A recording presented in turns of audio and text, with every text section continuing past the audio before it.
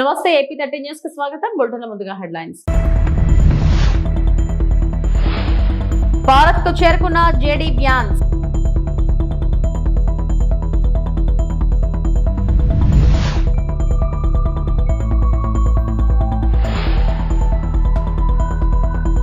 Shankar Vilas flyover పనులపై పెమ్మసాని వ్యాఖ్యలు.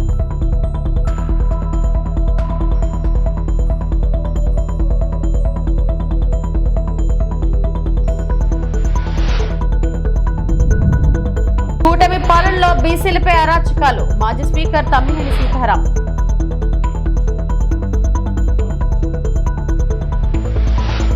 America ఉపాధ్యక్షుడు జేడీ వాన్స్ భారత్ కు చేరుకున్నారు. 4 రోజుల పర్యటనలో భాగంగా సోమవారం ఢిల్లీలోని పాలెం టెక్నికల్ ఏరియాలో దిగారు. ఆయన వెంట సతీమణి ఉషా వాన్స్ కూడా వచ్చారు. ఈ రోజు సాయంత్రం ప్రధాని మోడీతో ఆయన భేటీ కానున్నారు. వాణిజ్యం, సుంకాలు, ప్రాంతీయ భద్రతతో పాటు పలు ద్వైపాక్షిక అంశాలపై వీరు చర్చలు జరపనున్నారు. అమెరికా ఉపాధ్యక్షుడిగా బాధ్యతలు చేపట్టిన తర్వాత జేడీ వ్యాన్స్ భారత్ పర్యటనకు రావడం ఇదే తొలిసారి. ఆయన వెంట భార్య, 3 పిల్లలతో పాటు ఉన్నత స్థాయి అమెరికా ప్రతినిధులు ఉన్నారు. వారిలో రక్షణ శాఖ, విదేశాంగ అధికారులు ఉన్నారు. వాన్స్ కు మన సైనిక దళాలు గౌరవ వందనం చేశాయి. సాయంత్రం 6:30 గంటలకు వ్యాన్స్ దంపతులకు లోక కళ్యాణ్ మార్గ్ లోని తన నివాసంలో ప్రధాని మోడీ స్వాగతం పలుకుతారు. అనంతరం ఇరువురు నేతలు అధికారిక చర్చల్లో పాల్గొంటారు.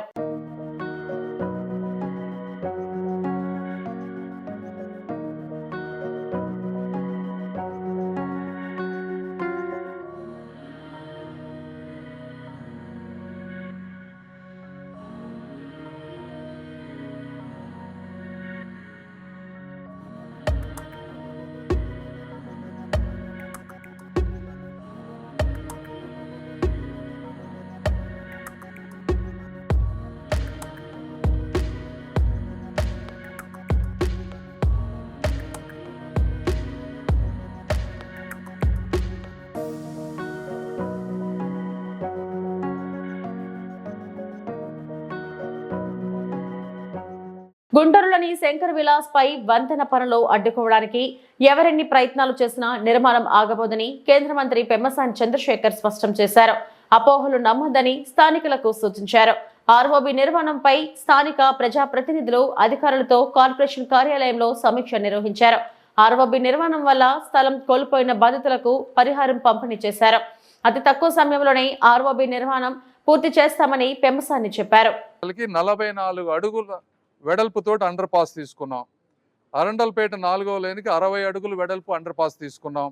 అరండల్పేట 5వ లైన్కి 44 అడుగులు అండర్ పాస్లు తీసుకున్నాం. బ్రిడ్జి లెంత్ తక్కువ అంటున్నారు. బ్రిడ్జి లెంత్ ఒకప్పుడు 430 మీటర్లు, ఈరోజు 930 మీటర్లు, అంటే డబల్ చేసాం దీన్ని. వీళ్ళు ఏమంటారు, ఎక్కడి నుంచో 1 కిలోమీటర్ 2 కిలోమీటర్లు కట్టమంటారు. అంటే అది ఫ్లైఓవర్ అవుతుంది కానీ అది ఆర్ఓబి అవ్వదు. ఫ్లైఓవర్ అవసరం దృష్ట్యా ఇస్తారు తప్పించి మనకు కావాల్సినట్టు ఇవ్వరు. ఒకటి. రెండోది, ఇప్పటికే ఈ కొంచెం కట్టిన దానికే చుట్టుపక్కల ఉన్నటువంటి షాపుల వాళ్ళు జీవనోపాధి కోల్పోతూ ఉన్నారు. దీన్ని 1 కిలోమీటర్ 2 కిలోమీటర్లు ప్రొలాంగ్ చేస్తే మిగిలిన వ్యాపారాలన్నీ దెబ్బతింటాయి. అంటే వాళ్ళు దెబ్బతినే పరిస్థితి వస్తే మళ్ళీ వాళ్ళు వచ్చి కోర్టుల్లోకి వేసేస్తే ఈ బ్రిడ్జి ముందుకెళ్లకుండా చేయాలనేటువంటి ఒక ఆలోచన. కాబట్టి ప్రజలు కూడా అర్థం చేసుకోవాలి. బ్రిడ్జి పర్పస్ ఏంటంటే రైల్వే గేట్ని దాటుకుంటూ చుట్టుపక్కల ప్రాపర్టీస్కి మినిమం డిస్టర్బెన్స్ ఉంటూ చేసేటువంటి ఉద్దేశమే ఈ బ్రిడ్జ్ ఉద్దేశం. కాబట్టి అది రెండోది. మూడోది, సర్వీస్ రోడ్లు ఏమంటున్నారు. సర్వీస్ రోడ్లు ఇప్పుడున్న దానికంటే టోటల్ మాస్టర్ ప్లాన్లో 120 ఫీట్ ఉంది. అటు 25 అడుగులు, ఇటు 25 అడుగులు సర్వీస్ రోడ్స్ వస్తూ ఉన్నాయి. కాబట్టి వీటి ఎక్కడా కూడా ఇంకోటి ఏం చెప్తా ఉన్నారు, ఎత్తు గ్రేడియంట్ లేదన్నారు. ఒకప్పుడు 5.9 మీటర్ల క్లియరెన్స్ ఉంది వెహికల్ పైనుంచి కిందకి వెళ్ళటానికి. ఇప్పుడు 9 మీటర్స్ పెట్టాం మేము. వెహికల్కి కావాల్సింది అంటే డబుల్ డెక్కర్ బస్సు వెళ్ళాలన్నా కూడా కింద నుంచి వెళ్ళేటువంటి పరిస్థితి. సో ఒకటే నేను చెప్పదలుచుకునేది ఏంటంటే, ఇది మేమందరూ కూటమి ప్రభుత్వంలో ఉన్న నాయకులందరూ కూడా మా సొంత ప్రాజెక్టు లాగా కూర్చొని 1కి 10 సార్లు రివ్యూ చేసి ప్రతి సమస్యని క్షుణ్ణంగా పరిశీలించి చేసినటువంటి ప్రాజెక్ట్ ఇది. గుంటూరు ప్రజలందరికీ నేను ఒకటే విజ్ఞప్తి చేస్తూ ఉన్నాను, పొరపాటున కూడా ఇక్కడ ఉన్న వాళ్ళం ఎవ్వరం కూడా తప్పు చేసేటువంటి వ్యక్తులం కాదు. ఏది చేసినా కూడా ఇంత సొంత ఒక 0% కూడా సొంత లాభం చూసుకోకుండా ప్రజల గురించి ఆలోచించి చేసే వ్యక్తులం మేము. కాబట్టి మీరు అపోహలు నమ్మొద్దు. బ్రిడ్జ్ అయిపోయిన తర్వాత చూడండి, అద్భుతంగా ఉంటుంది. అదేవిధంగా అతి తక్కువ టైంలో కూడా చేసే బాధ్యత మేము తీసుకుంటాం. దయచేసి అందరూ కూడా సహకరించాలని మనస్ఫూర్తిగా కోరుకుంటా ఉన్నాను. ఎవరైతే వేరే వాళ్ళు ఉండి అపోహలు సృష్టిస్తారో వాళ్ళకు కూడా ఒకటే చెప్తా ఉన్నాను, దయచేసి మీరు అడ్డుపడద్దు. చేయాలనుకున్న కార్యక్రమం ఎట్టి పరిస్థితుల్లో ఆగని దాని గురించి మీరు అటుబడి ఇటుబడి చెడవటం తప్పించి సమాజంలో ఉపయోగం కూడా ఉండదని తెలుపుకుంటూ, అందరికీ కార్యక్రమానికి వచ్చిన వాళ్ళందరికీ కూడా మనస్ఫూర్తిగా అభినందనలు తెలుపుకుంటూ సెలవు తీసుకుంటున్నాను. Thank you. డిఎస్సి నోటిఫికేషన్ విడుదలతో పాలకొల్లులో ధర్మారావు ఫౌండేషన్ మంత్రి డాక్టర్ నిమ్మల రామానాయుడు ఆధ్వర్యంలో 78 రోజులుగా నిర్వహిస్తున్న ఉచిత డిఎస్సి శిక్షణ తరగతుల కేంద్రంలో ఘనంగా సంబరాలు జరిపి కేక్ కట్ చేసి ప్లకార్డులు ప్రదర్శించి థ్యాంక్ యూ సీఎం అంటూ నినాదాలతో మోడీ, చంద్రబాబు, పవన్ కళ్యాణ్, లోకేష్ కటౌట్లకు పాలాభిషేకం చేశారు అభ్యర్థులు. థ్యాంక్ యూ సీఎం సార్,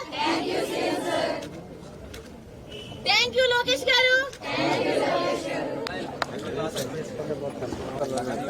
అలా బ్యాక్ వెళ్ళిపోండి.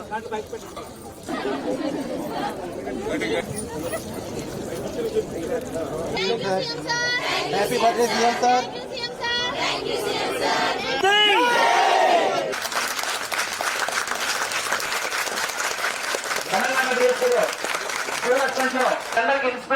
మళ్ళీ ఆ 1,79,000 పోస్టులకి మళ్ళీ 16,000 పైబడి పోస్టులు మళ్ళీ డిఎస్సి ఇస్తూ ఉన్నారు. అంటే ఈ రకంగా 2 లక్షల డిఎస్సి పోస్టులు ఇచ్చినటువంటి ముఖ్యమంత్రి చంద్రబాబు నాయుడు గారి విషయాన్ని సందర్భంగా గుర్తు చేసుకుంటూ, అదేవిధంగా నారా లోకేష్ బాబు గారు కూడా ఆ రోజు ఒక మాట ఇచ్చారు. ఏదైతే ఈ యొక్క డిఎస్సికి సంబంధించి రేపు విద్యా సంవత్సరానికి ముందే ఈ యొక్క డిఎస్సి పరీక్షను నిర్వహించి ఆ టీచర్స్ పోస్టులు భర్తీ చేస్తామని. ఈ యొక్క ఎస్సీ కేటగిరైజేషన్ రావడం వల్ల ఒక 2 నెలలు లేట్ అయినప్పటికీ ఆ కేటగిరైజేషన్ ఏదైతే వచ్చిందో వెంటనే మళ్ళీ ఈ రోజు నోటిఫికేషన్ రావడం, దానికి షెడ్యూల్ కూడా ప్రకటించడం, ఎగ్జామ్స్ డేట్స్ కూడా అనౌన్స్ చేయడం, ఇవన్నీ కూడా మీరందరూ కూడా చూశారు. ఆ సందర్భంలో అంటే మాట ఇస్తే ఆ మాటను నిలుపుకున్నటువంటి ప్రభుత్వం. ఆ రోజు కూడా చంద్రబాబు నాయుడు గారు ఆయన చేసినటువంటి మొదటి 5 సంతకాల్లో టీఎస్సీ నోటిఫికేషన్ అదొక సంతకం. ఈ రకంగా మన పట్ల మాట ఇచ్చి నిలుపుకున్నటువంటి ముఖ్యమంత్రి చంద్రబాబు నాయుడు గారు, ఆయనకి తోడుగా పవన్ కళ్యాణ్ గారు, ఈరోజు విద్యాశాఖ మంత్రిగా ఒక విప్లవాత్మక మార్పులు ఈవేళ విద్యాశాఖలో కూడా తీసుకొస్తూ ఈరోజు డిఎస్సి నోటిఫికేషన్ కూడా అన్నమాట ప్రకారం ఇచ్చినందుకు నారా లోకేష్ బాబు గారు, మరి వీళ్ళు అందరూ కూడా ఈ రాష్ట్రంలో మేము పనిచేయగలుగుతున్నామనంటే ఆయన నరేంద్ర మోడీ గారు ఏదైతే ఆయన ప్రధానమంత్రిగా ఆయన ఆశిస్తారు. చేత ఈ యొక్క డిఎస్సి నోటిఫికేషన్ సందర్భంగా మరి కొంత రిక్వెస్ట్ మన స్టూడెంట్స్ నుంచి కొంతమంది ఇట్లాగా ఈరోజు కార్యక్రమం, అందులో కూడా ఈరోజు సార్ కూడా బర్త్డే కాబట్టి ఆ విషెస్ తెలియజేస్తామని మరి ఆ స్టూడెంట్స్ అప్పారావు గారితో చెప్పడం, మన రకంగా కార్యక్రమం పెట్టాం. మీరు 4 గంటలకు 5 నిమిషాలు వచ్చి వెళ్ళిందని చెప్పడంతో ఈ కార్యక్రమంలో నేను కూడా పార్టిసిపేషన్ చేయం. ఒక మంచి కార్యక్రమాన్ని ఈరోజు మరి ఎవరైతే మీ యొక్క అభివృద్ధికి, మీ యొక్క ఉద్యోగ అభివృద్ధికి దోహదం చేస్తున్న వ్యక్తులకు ఈరోజు థ్యాంక్స్ చెప్తూ వాళ్ళకి అలా పాలాభిషేకం చేసేటువంటి కార్యక్రమాన్ని నిర్వహిస్తున్నటువంటి మీ అందరికీ కూడా ప్రత్యేకమైనటువంటి ధన్యవాదాలు కూడా తెలియజేసుకుంటున్నాం. కూటమి ప్రభుత్వం 11 మాసాలుగా వాయిదా వేస్తూ వచ్చిన మెగా డిఎస్సిపై అభ్యర్థులు అనేక సందేహాలు వ్యక్తమవుతున్నాయని వైఎస్ఆర్సీపీ ఎమ్మెల్సీ పర్వతిరెడ్డి చంద్రశేఖర్ రెడ్డి అన్నారు. తాడేపల్లిలోని ఆ పార్టీ కేంద్ర కార్యాలయంలో మీడియాతో మాట్లాడుతూ అనేక దఫాలుగా వాయిదాలు వేస్తూ వచ్చిన మెగా డిఎస్సికి సంబంధించి కూటమి ప్రభుత్వం జారీ చేసిన తాజా నోటిఫికేషన్ ను కేవలం పరీక్ష నిర్వహణకే పరిమితం చేయడం వెనుక ప్రభుత్వ ఉద్దేశం ఏంటని నిలదీశారు. టీచర్ పోస్ట్ నియామక ప్రక్రియపై నిర్దిష్ట ప్రణాళిక లేకుండా 6 లక్షల మంది అభ్యర్థుల ఆశలతో ప్రభుత్వం ఆటలాడితే సహించేదే లేదని హెచ్చరించారు. మెగా డిఎస్సిని చిత్తశుద్ధితో నిర్వహించకపోతే అభ్యర్థుల తరపున ప్రభుత్వాన్ని నిలదీస్తామని స్పష్టం చేశారు. ద్వారా వ్యాకెన్సీస్ కనుకుండే పని అయితే వాటన్నిటిని కూడా బ్లాక్ చేయకుండానే ఇస్తామని చెప్పి కమిషనర్ నేను చెప్పినారు, మంచి మాట. అయితే బ్లాక్ చేయకుండా ఈ ట్రాన్స్ఫర్స్ అన్ని కూడా ఇచ్చినప్పుడు కంప్లీట్గా ఈ ట్రాన్స్ఫర్స్ విషయంలో రిమోట్లో ఉండేటువంటి స్కూల్స్ అన్నీ కూడా 16,347 పోస్టులకు సంబంధించి రిమోట్ స్కూల్స్ అన్నీ కూడా వ్యాకెంట్గా తయారయ్యే పరిస్థితి ఉంటుంది. మరి అవన్నీ కూడా వీళ్ళు సుమారుగా ఆగస్టులోనే సెప్టెంబర్లోనో అంటే ఆగస్టుకు ప్రాసెస్ అయిపోతే ఎప్పుడో సెప్టెంబర్లో నియామకాలు చేసే పని అయితే అప్పటిదాకా కూడా ఈ స్కూల్స్ నిర్వహించే అవకాశం ఉందా లేదా, అసలు వీళ్ళకి చిత్తశుద్ధి ఉందా అంటే ఈ ప్రాసెస్ అంతా కనుక చూస్తుంటే సెప్టెంబర్ దాకా కూడా వీటన్నిటిని కూడా పూర్తి చేయకుండా ఉండడం అంటే అసలు ఈ ప్రాసెస్ని వీళ్ళకి కంప్లీట్ చేయాలన్న ఆలోచన ఉందా? జూన్ లోపలనే నియామకాలు పూర్తి చేసి స్కూల్స్కి ఇబ్బంది లేకుండా స్టార్ట్ చేయాల్సింది పోయి సెప్టెంబర్ దాకా కూడా మేము దీన్ని కంటిన్యూ చేస్తామని చెప్తే అసలు ఈ ప్రాసెస్ని కంప్లీట్ చేయాలన్న ఆలోచన ప్రభుత్వానికి ఎక్కడా కూడా ఉన్నట్టుగా కూడా కనిపించట్లా. ఇంకపోతే ప్రధానమైనటువంటి ఇంకొక పాయింట్ కూడా ఈరోజు ప్రతి ఒక్క నిరుద్యోగి కూడా చెప్తా ఉన్నటువంటి ఒక అంశాన్ని మీ దృష్టికి తీసుకొని వస్తున్నాను. 11 నెలల క్రితం జూన్ 14వ తారీఖున 2024 సంవత్సరంలో 16,347 పోస్టులకు ఆ రోజు ఫస్ట్ సంతకం పెట్టినారు. కరెక్ట్గా 11 నెలల తర్వాత ఈ రోజుకి కూడా అదే 16,347 వ్యాకెన్సీస్ ఉన్నాయి. ఆ 16,347 వ్యాకెన్సీస్కి సంబంధించిన డిఎస్సి నోటిఫికేషన్ ఇస్తా ఉన్నామని చెప్పినారు. ఈ 11 నెలల కాలంలో ఎన్ని వేల మంది రిటైర్ అయి ఉంటారు, ఎన్ని మార్పులు జరుగుంటాయి. అదేవిధంగా ప్రధానంగా జీవో నెంబర్ 117 ఆ రోజు జగన్మోహన్ రెడ్డి గారు జీవో నెంబర్ 117 ద్వారా ప్రభుత్వ విద్యా వ్యవస్థని ఒక అద్భుతమైనటువంటి వ్యవస్థగా 3వ తరగతి నుంచే సబ్జెక్ట్ టీచర్తో చెప్పించి ప్రతి స్కూల్ని కూడా ఒక ఇంటర్నేషనల్ స్కూల్గా తయారు చేయాలన్న ఆలోచనతో ఆ రోజు జీవో నెంబర్ 117 తీసుకొని వస్తే దాన్ని ఒక భూతద్దంలాగా చంద్రబాబు నాయుడు గారు కానీ లోకేష్ గారిని చెప్పడం 117 జీవోలో ఏమున్నాయో కూడా వాళ్ళకి తెలియదు స్పష్టంగా. ఆ 117 జీవోని రద్దు చేస్తామని చెప్పి అందరికీ కూడా ఒక భ్రాంతిని కలిగించినారు. అయితే 117 జీవోని రద్దు చేయకుండా ఆ 117 జీవో ప్లేస్లో కొత్త మెమోని ఒక దాన్ని తీసుకొని ఇచ్చినారు. ఈ మెమో వల్ల ఈరోజు ఎంత ప్రమాదకరమైన పరిస్థితుల్లో ఈరోజు విద్యా వ్యవస్థ వెళ్ళిపోతా ఉందంటే నేను కొన్ని పాయింట్స్ మాత్రమే మీ దృష్టికి తీసుకొని వస్తా ఉన్నాను. సుమారుగా 19,271 ప్రైమరీ స్కూల్స్ వాటి ఉనికిని కోల్పోయి ఫౌండేషన్ స్కూల్స్గా పడిపోయే పరిస్థితి ఈరోజు వీళ్ళు తీసుకొచ్చినటువంటి కొత్త మెమో వల్ల ఏర్పడే పరిస్థితి ఉంది. అంటే వాళ్ళు చెప్తున్నది ఏంటంటే ఒక్క పంచాయతీకి ఒక్క మోడల్ ప్రైమరీ స్కూల్ కానీ లేదా బేసిక్ ప్రైమరీ స్కూల్ కానీ పెడతామని చెప్తా ఉన్నారు. మనకున్నటువంటి సుమారుగా 31,000 చిల్లర ప్రైమరీ స్కూల్స్ ఉన్నాయి. వాటిల్లో కేవలం పంచాయతీకి ఒక్క స్కూలే ప్రైమరీ స్కూలే కనుక పెట్టగలిగితే అది మోడల్ ప్రైమరీ స్కూల్ కావచ్చు లేదనుకుంటే బేసిక్ ప్రైమరీ స్కూల్ కావచ్చు. సుమారుగా 19,271 ప్రైమరీ స్కూల్స్ ఫౌండేషన్ స్కూల్స్గా పడిపోయేదానికి అవకాశం ఉంది. ఇది ఒక పెద్ద ప్రమాదం అయ్యే అవకాశం కూడా ఉంది.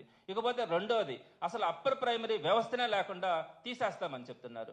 3,156 అప్పర్ ప్రైమరీ స్కూల్స్ ఉంటే వాటిల్లో సుమారుగా వాళ్ళు ఇచ్చిన డేటా ప్రకారమే 83% స్కూల్స్లో 6, 7, 8 తరగతులు 60 మంది కంటే తక్కువ విద్యార్థులు ఉన్నారన్నారు. మరి ఈ 83% అప్పర్ ప్రైమరీ స్కూల్స్ అన్నీ కూడా ఫౌండేషన్ స్కూల్స్ గానో లేదా ప్రైమరీ స్కూల్స్ గానో పడిపోయేదానికి వారు ఇచ్చినటువంటి మెమో ద్వారా స్పష్టంగా కూడా వాళ్ళు చెప్పడం కూడా జరిగింది. కేవలం 17% స్కూల్స్ను మాత్రమే హై స్కూల్స్గా అప్గ్రేడ్ చేస్తామని చెప్పినారు. ఇకపోతే సుమారుగా 5-10 హై స్కూల్ ప్లస్ని ఎక్కడైతే గ్రామీణ విద్యార్థులందరికీ కూడా జూనియర్ కాలేజీలు కానీ ఇంటర్మీడియట్ వ్యవస్థ కానీ అందుబాటులో ఉండాలన్న ఆలోచనతో ఆ రోజు జగన్మోహన్ రెడ్డి గారు హై స్కూల్ ప్లస్ హై స్కూల్లోనే ఇంటర్మీడియట్ వరకు ప్రతి ఒక్కరు కూడా చదువుకోవాలన్న ఆలోచనతో ఆయన హై స్కూల్ ప్లస్ వ్యవస్థను తీసుకొని వస్తే భద్రాచలం శ్రీ సీతారామచంద్ర స్వామి వారిని ఎమ్మెల్సీ కవిత దర్శించుకున్నారు. ఆలయ అర్చకులు కవితకు స్వాగతం పలికారు. అనంతరం ప్రధాన ఆలయంలోని సీతా లక్ష్మణ సమేత శ్రీ రామచంద్ర స్వామి వారికి ప్రత్యేక పూజలు నిర్వహించారు. వేద పండితులు ఆశీర్వచనాలు అందజేశారు.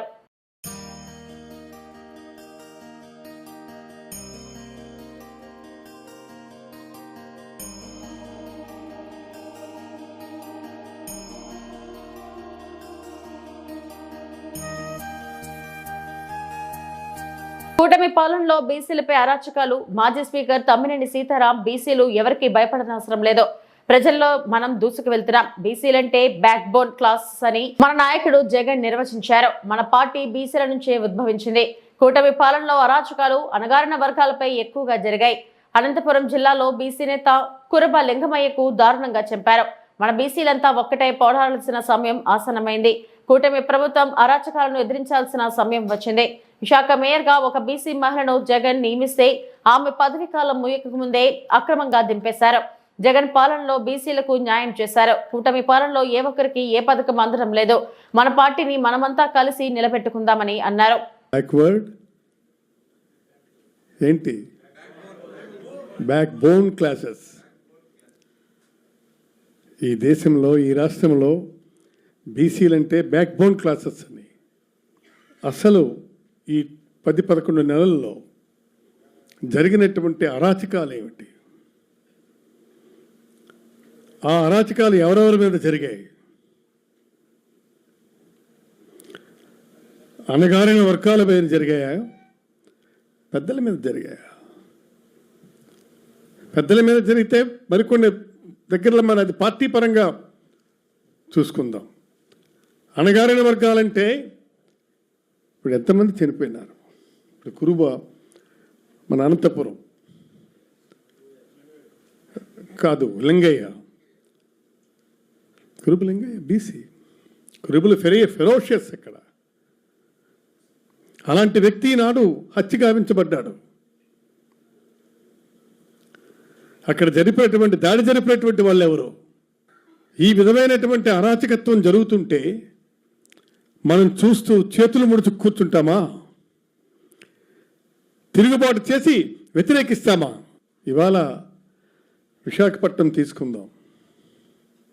ఆమెను మేయర్గా ఎన్నుకున్నారు, దించేసినారు. She belongs to Yadava. వాళ్ళు ఏమంటారు? రైట్, ఆమెని ఒక యాదవను దించుతున్నావు, నువ్వు మళ్ళీ ఎక్కించేటప్పుడు మరో యాదవను ఎక్కించమని అడుగుతున్నారు వాళ్ళ మనాల్లో.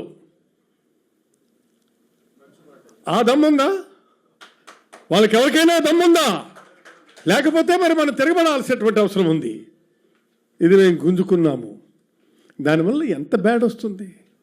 సరే రానివ్వండి, ఇది జరిగిన ఇన్సిడెంట్ తర్వాత విపరీతమైనటువంటి యాజిటేషన్ వస్తుంది.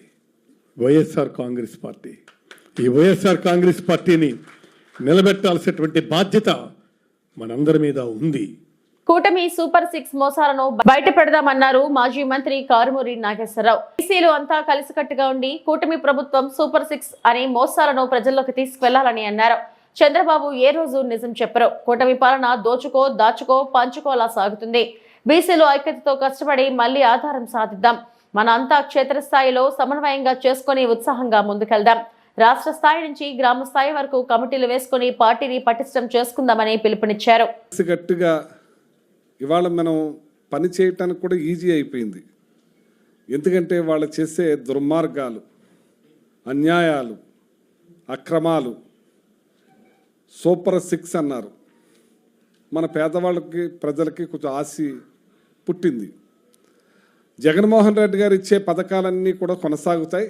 ఆ సూపర్ 6 కూడా అందుతుంది. ఇవి కూడా కంటిన్యూ అవుతుంటే కొండనాలకు మందు ఎత్తే ఉన్ననాలకు ఊడిపోయిందంట. ఏంటది? కొండనాలకు మందు ఎత్తే ఉన్ననాలకు కూడా ఊడిపోయింది. ఇవాళ రాష్ట్రం పరిస్థితి అర్ధాన్నంగా ఉంది. దుర్మార్గంగా దోచిపాడేశారని చెప్పి ఈ సందర్భంగా మీకు మనం చేస్తాం. దాచుకో దోచుకో పంచుకో. పార్టీ కోసం 1 గంట కేటాయిస్తే మళ్ళీ మనం అందరం కూడా ఈవీఎంలు పెట్టినా ఈవీఎంలు దాటొస్తామని చెప్పి ఈ సందర్భంగా మీకు మనం చేస్తున్నాం. నా జీవితం ఆయన కోసం అంకితం చేస్తాను. ఆయన ముఖ్యమంత్రి అయ్యేదాకా అహర్నిశలు కష్టపడతాను, ఎవ్వడికి భయపడనని చెప్పి సందర్భంగా తెలియజేస్తాను. అనకాపల్లి జిల్లా నర్సీపట్నం కేంద్ర ప్రభుత్వం చట్ట సవరణ చేసిన వఫ్ 2025 సవరణ చట్టాన్ని రాష్ట్రంలో అమలు కాకుండా చేయటం గురించి ముస్లింస్ ర్యాలీ. కేంద్ర ప్రభుత్వం ఈ మధ్యనే వఫ్ 2025 సవరణ బిల్లును పార్లమెంట్లో ప్రవేశపెట్టి దానిని చట్టంగా రూపొందించిన విషయం తమకు విదితమే. ఈ సవరణ బిల్లు ద్వారా ముస్లింల సంక్షేమ కార్యకలాపాలకు ఇచ్చిన ఆస్తులను కబళించే విధంగా ఉందని ముస్లిం సమాజం భావిస్తుంది. కేంద్ర ప్రభుత్వం యొక్క ఈ చర్య మత స్వేచ్ఛ, లౌకిక స్ఫూర్తి, సమానత్వం అనే రాజ్యాంగ విలువలను పరిగణలోకి తీసుకోవలేదు. ఇస్లాం ధర్మం నియమాల ప్రకారం ఒకసారి సంక్షేమ కార్యక్రమాలకు దానం చేసిన ఆస్తిని ఇతర కార్యకలాపాలకు వాడకూడదు. ఈ చట్ట సవరణ విషయంలో విద్యావేత్తలు మరియు మేధావులు వారి అభిప్రాయం గాని ముస్లిం సమాజం యొక్క అభిప్రాయాలను గాని పరిగణలోకి తీసుకోలేదు. దీంతో పాటు సంయుక్త పార్లమెంటరీ సంఘం అభిప్రాయాలు మరియు అభ్యంతరాలను కూడా పరిగణలోకి తీసుకొనకుండా కేంద్ర ప్రభుత్వం వారు ఈ బిల్లును ఉభయ సభలలో ఆమోదించున్నారు. ఈ చట్ట సవరణ ద్వారా ముస్లిం సమాజం యొక్క వక్ఫ్ ఆస్తులకు పెద్ద ఎత్తున విఘాతం కలుగుతుందని యావత్ భారత ముస్లిం సమాజం భావిస్తుంది.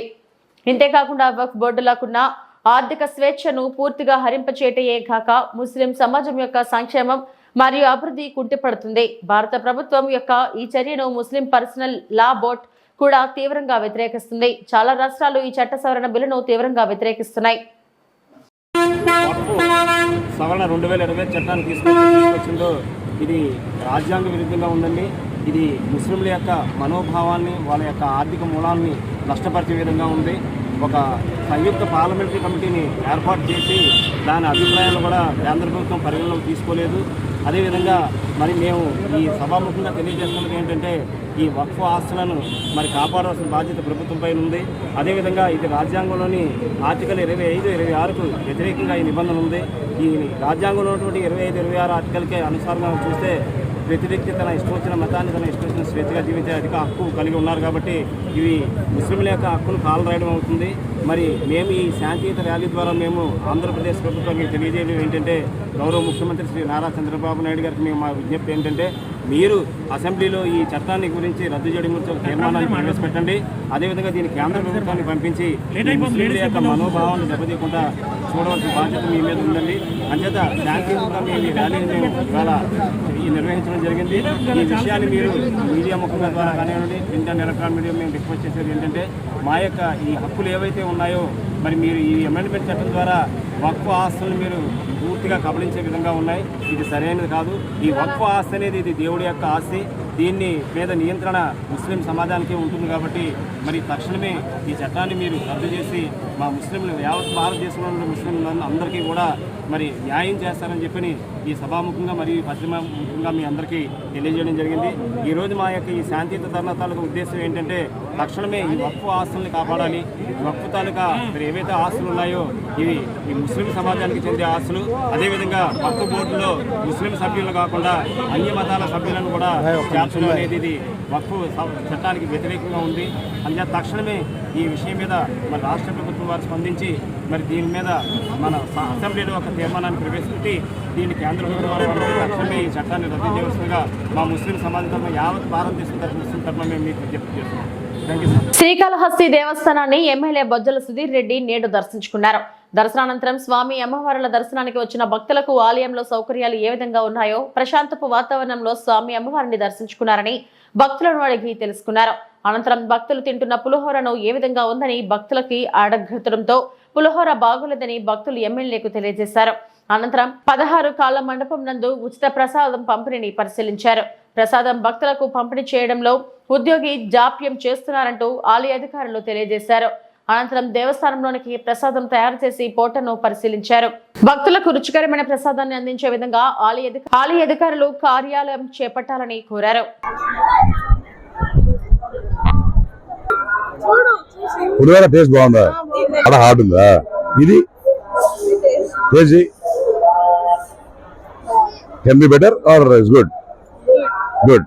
ఇంకా 3 తరగతి పెట్టలే, హ్యాపీ పెట్టలే. టేస్ట్ కారం ఉందా? ఇది కొంచెం పెట్టు.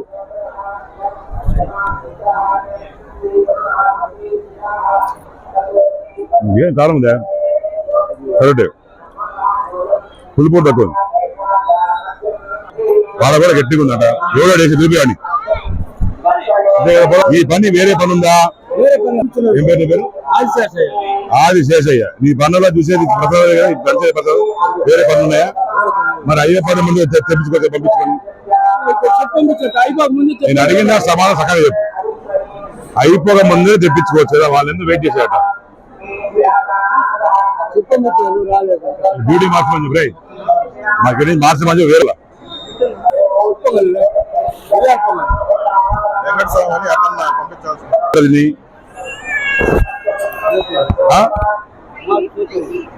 చేతులు ఏంటరా? యారు కలుకుంటారు? స్పూన్ లీటర్లే ఎరా? స్పూన్ నీకు ఎట్టింటారు వాళ్ళు?